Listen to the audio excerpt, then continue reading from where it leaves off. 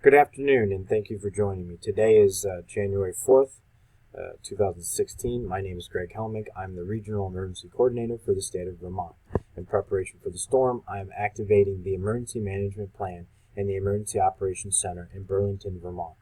Until further notice, the Vermont's Division of Emergency Management and Homeland Security Office will operate out of the EOC. The purpose of this plan and our actions are to save or protect the life and well-being of our residents before, during, and after the severe winter storm. Situational overview. Channel 4 Action News is reporting a severe winter weather storm for parts of the state, starting the early afternoon of January 5th. The following counties are directly impacted: Franklin, Orleans, Essex, Grand Isle, Lamoille, Chiddington, Washington, and Caledonia. The rest of the state will remain under a warning. The biggest impact is suspected to be up to 3 inches of ice accumulating on roads and structures. This will undoubtedly create power outages, increase the risk of structural damage, cause severe traffic problems on I-89 and I-91, and severely impact emergency services.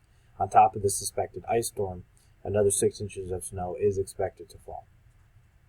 The EOC consists of members from the Regional Emergency Coordinator Office, Burlington Public Affairs Office, which includes the District Attorney, Burlington Police Chief, Vermont State Police, FEMA, Burlington Fire Chief, the Director of North Shore University Hospital, engineers from the Governor's Office, the Vermont Department of Transportation, the Department of Public Works, Verizon, AT&T, various Vermont power companies, and American Water Storage.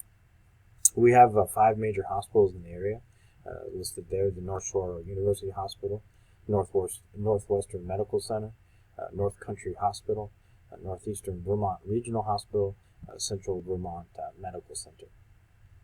Communication with emergency response units, the law enforcement, firefighters, etc. They operate on the same communications network, and interoperability of radios has been tested and works. In accordance with the Emergency Management Plan, each element will operate on their standard radio frequency.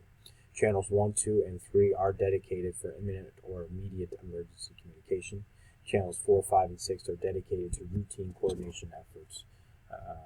We have multiple avenues of communication with the public, as such emergency broadcast systems, radios, radio stations, social media, and television. Transportation. All public transit services for the counties listed above will be suspended starting January 5th at 11 a.m. until further notice.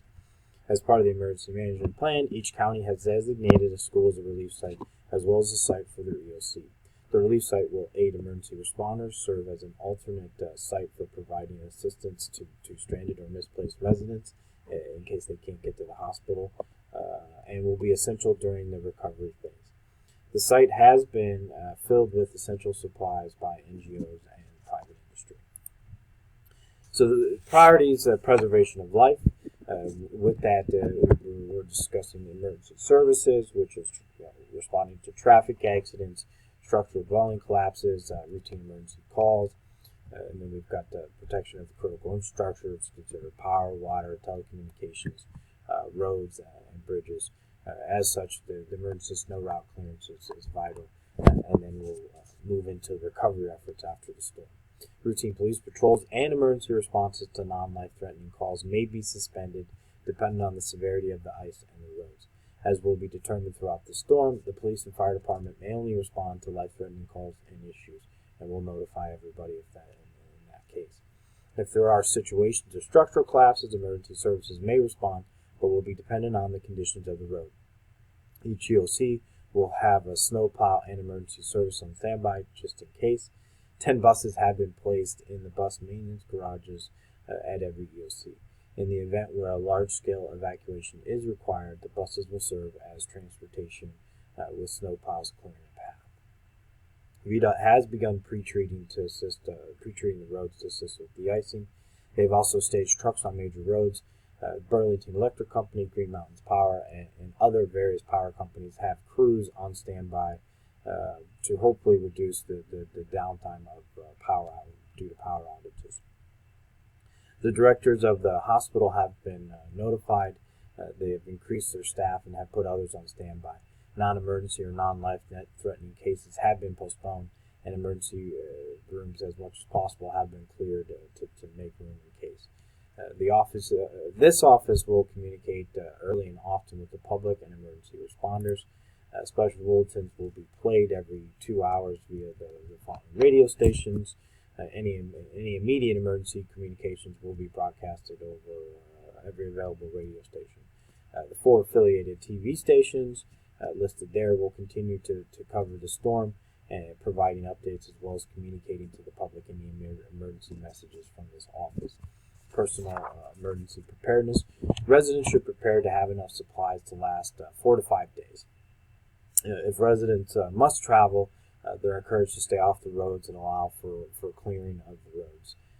If residents must go out, they are also encouraged to have enough food, water, extra clothes, blankets, and other supplies in case they were trapped in their car. They should try and travel with companions. They should try and, if they're going somewhere, call somebody when they leave with an estimated time of arrival, and then call them back when they get there, just so there's accountability of them while they're traveling. Governor King stated that all emergency officials should be on standby, and all non-essential state employees should leave work by noon on January 5th and return to work on January 6th at 10:30 a.m., barring obviously the roads are cleared. Burlington Mayor told employees to report to work on noon on January 6th, and this information will be updated as the storm subsides. So this plan assumes and prepares for the worst case scenario. As the event plays out, mitigation efforts and assumptions will be adapted. The storm is expected to hit on early afternoon on January 5th and may last through the weekend on January 8th. Recovery efforts will begin once VDOT has given the EOC the green light on the conditions of the roads. So the battle rhythm, Burlington Mayor has implemented a 12-hour work shifts for essential personnel. EOC will operate 24/7 with myself as the incident commander and Jeff Delinsky serving as the deputy incident commander. Satellite EOCs, until further notice, will provide hourly updates on the weather within their region, emergency calls, and any other pertinent details. A conference call is scheduled for 5 p.m. every day as well. In closing, I'd like to really thank everyone for their assistance. This is going to be a very challenging storm, but over the past year we have tested the emergency management plan, and I'm really confident that because of everybody's due diligence and hard work, that we will get through this winter storm. We have prepared for and ensured the resiliency of each community. I wish you all good luck, and please be careful.